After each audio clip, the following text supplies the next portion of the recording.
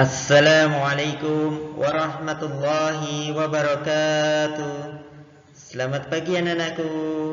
Bagaimana kabar kalian? Kalian semua sehat? Syukur alhamdulillah anak-anakku.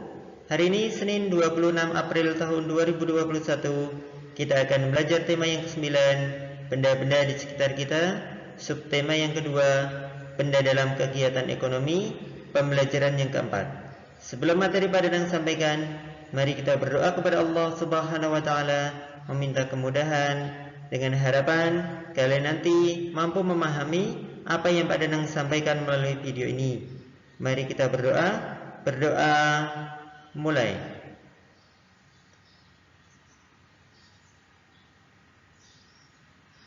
Selesai?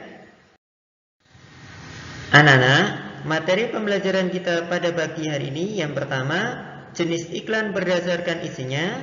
Materi yang kedua, contoh kegiatan yang menunjukkan hidup rukun. Materi yang ketiga, usaha ekonomi yang dikelola sendiri dan kelompok. Silakan buka buku siswa kalian, tema ke-9, halaman 94 sampai dengan 102. Jenis-jenis iklan berdasarkan isinya. Yang pertama, iklan penawaran atau niaga. Iklan penawaran merupakan jenis-jenis iklan yang berisi tentang penawaran akan barang atau jasa kepada masyarakat luas. Contohnya, iklan barang seperti sepatu, tas, makanan, dan lain sebagainya. Iklan jasa, contohnya jasa pengobatan, jasa kurir, jasa ojek online, dan lain sebagainya. Jenis iklan berdasarkan isinya yang kedua adalah iklan pelayanan masyarakat. Iklan ini biasanya berasal dari instansi atau lembaga, berisi tentang suatu informasi, sosialisasi, atau pencerahan kepada masyarakat akan suatu isu atau topik tertentu. Contohnya, iklan pemilu, iklan keluarga berencana, iklan untuk hidup sehat. Jenis iklan berdasarkan isinya yang ketiga adalah iklan pengumuman atau pemberitahuan. Iklan ini bertujuan untuk menarik masyarakat tertentu. Isinya tentang pemberitahuan sesuatu seperti event, iklan berita duka cita, dan lain-lain. Jenis iklan berdasarkan isinya yang keempat adalah iklan permintaan. Iklan permintaan sering dianggap sebagai iklan lowongan kerja. Hal tersebut karena iklan ini berisi tentang pihak yang mengiklankan untuk menawarkan dan mengajak masyarakat yang ingin bekerja dengan mereka. Contoh kegiatan yang menunjukkan hidup rukun. Yang pertama, makan bersama anggota keluarga. Yang kedua, melaksanakan ibadah bersama keluarga.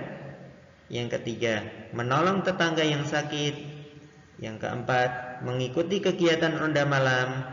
Dan yang kelima, melaksanakan kerja bakti, membersihkan lingkungan sekitar. Usaha ekonomi yang dikelola sendiri dan kelompok. Berdasarkan pengelolanya, usaha ekonomi dapat dibedakan menjadi dua. Pertama, usaha ekonomi yang dikelola sendiri. Kedua adalah usaha ekonomi yang dikelola kelompok. Berikut contoh usaha-usaha ekonomi yang dikelola sendiri dan kelompok. Usaha ekonomi yang dikelola sendiri. Usaha ekonomi yang dikelola sendiri atau perorangan biasanya modalnya terbatas. Contohnya, usaha pertanian, industri kecil, usaha perdagangan, usaha jasa. Usaha ekonomi yang dikelola kelompok. Usaha ekonomi yang dikelola secara kelompok adalah usaha yang dijalankan secara bersama-sama, baik dalam hal modal, pengelolaan, maupun dalam hal bagi hasilnya. Contoh usaha ekonomi yang dikelola secara bersama-sama antara lain firma, CV, PT, BUMN, perusahaan daerah, dan koperasi. Firma adalah perusahaan yang didirikan oleh sedikitnya 2 orang. CV adalah perusahaan yang didirikan oleh 1 orang pengusaha atau lebih. Modal CV berasal dari pengusaha itu dan dari beberapa penanam modal. PT adalah perusahaan yang modalnya diperoleh dari penjualan saham. Saham adalah surat berharga sebagai tanda keikutsertaan menanamkan modal dalam perusahaan. BUMN atau perusahaan negara adalah perusahaan yang seluruh modalnya dimiliki oleh negara.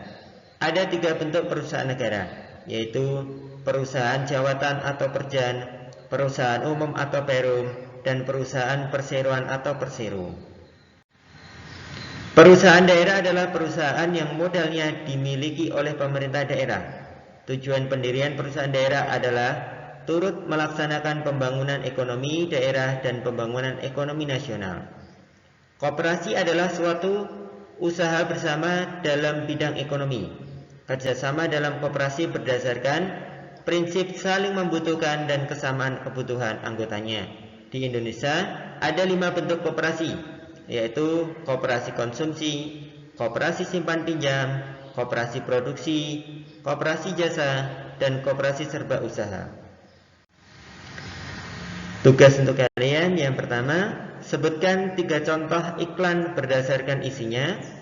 Tugas yang kedua, sebutkan 3 contoh kegiatan yang menunjukkan hidup rukun.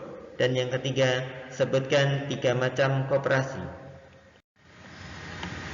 Alhamdulillah, materi sudah Pak Danang sampaikan. Semoga bermanfaat. Sebelum Pak Danang akhiri, jangan lupa sholat tepat pada waktunya, jaga kesehatan, tetap semangat untuk menggapai cita-cita. Wassalamualaikum warahmatullahi wabarakatuh.